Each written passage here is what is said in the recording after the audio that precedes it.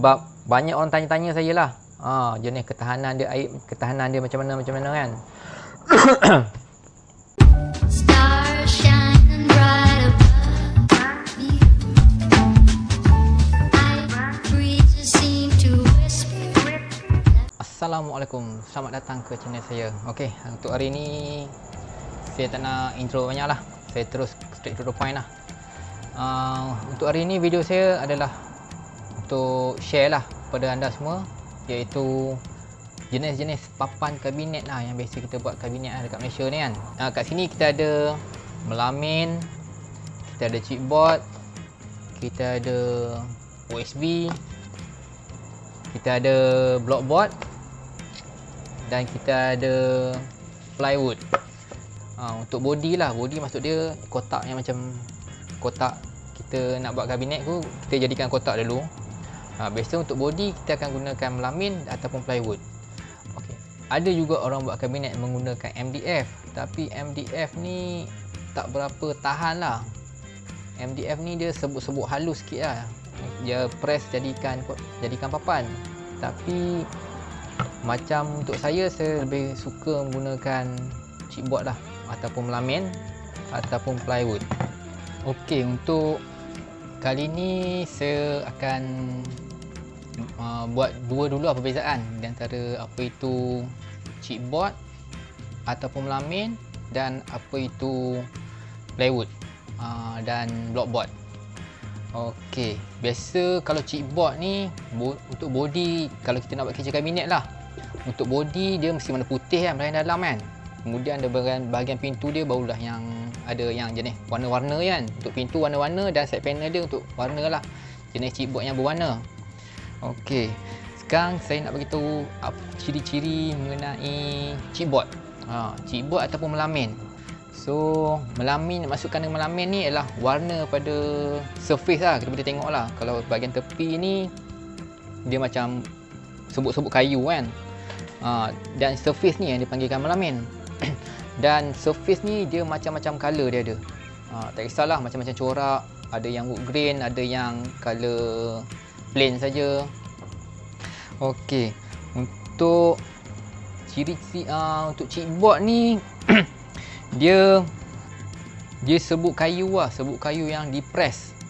Sebut kayu dia sama juga macam MDF, dia sebut kayu juga. Tapi kalau chipboard ni dia chip, macam chip kan, CHIP chip.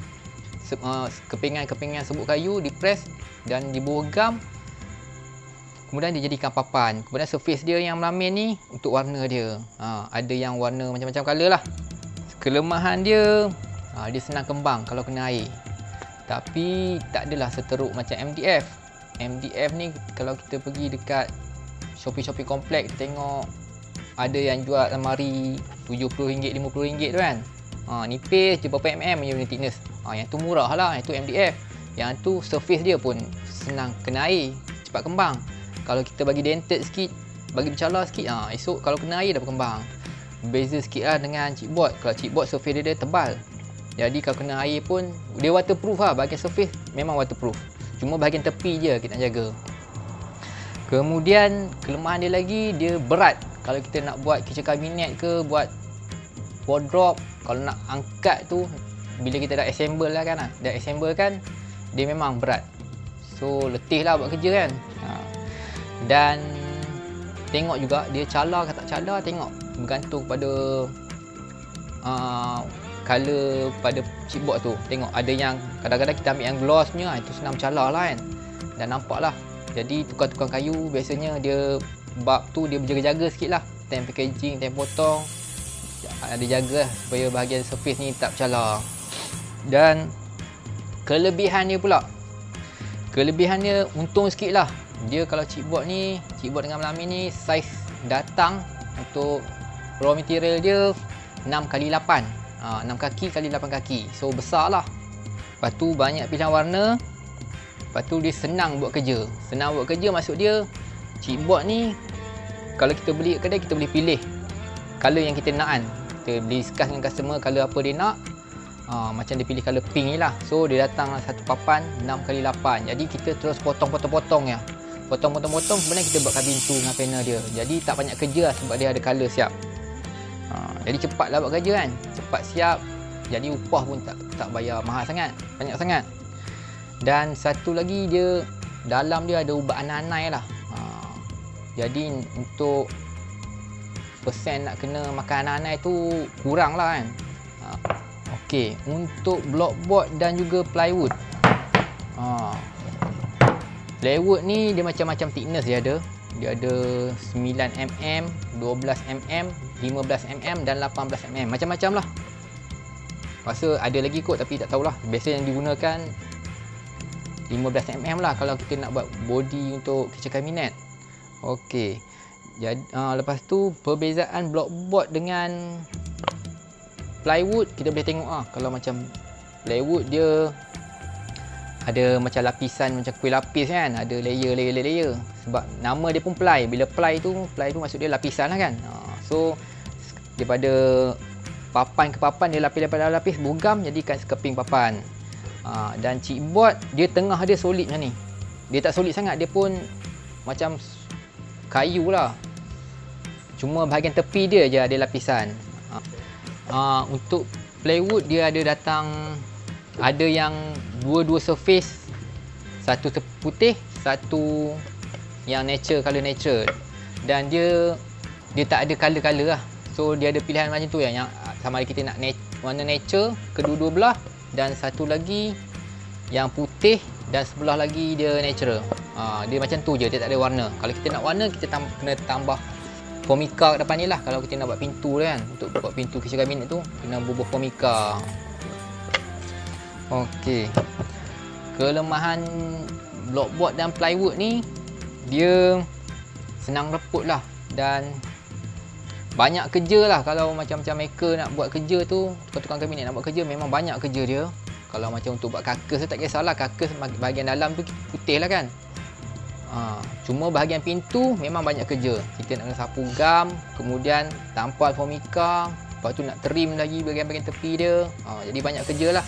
Dan harga dia mahal lah sikit. Bila kita nak jual kat customer pun, untuk jadikan kitchen cabinet, harga dia mahal lah sikit kan, sebab kerja dia banyak dan kerja dia rumit. Dan lepas tu kita nak jaga betul-betul dia punya kualiti. Kalau rosak, jadi tak kena buat lain lah kan. Lepas tu rugi saiz. Rugi saiz maksudnya bila dia datang 4x8. Dia tak macam chipboard ataupun melamin tadi, dia 6x8. 6 kaki kali 8 kaki ni 4 kaki kali 8 kaki je datang. Jadi rugi sikit lah kan. Banyak kalau kita nak buat kitchen cabinet terpaksa order banyak lah punya plywood ni. Lepas tu lagi kelemahan dia, senang dented. Dia senang kalau macam kita terketuk kan, dia akan nampak dented ni lah. Berbeza daripada melamin. Melamin tadi dia keras sikit, dia tak ada dented.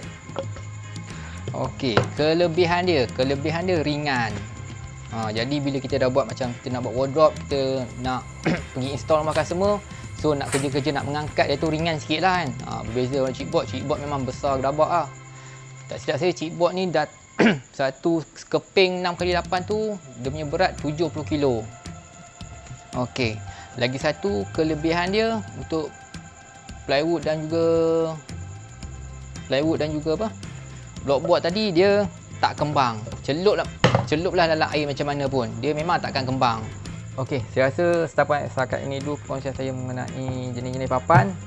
Okey, kalau ada rasa nak tambah ataupun apa yang saya cakap ni tersilap atau terkurang kan, boleh komen kat bawah lah kan. Okey, terima kasih kerana sudi menonton dan jangan lupa like dan subscribe dan jangan lupa share kalau sudi.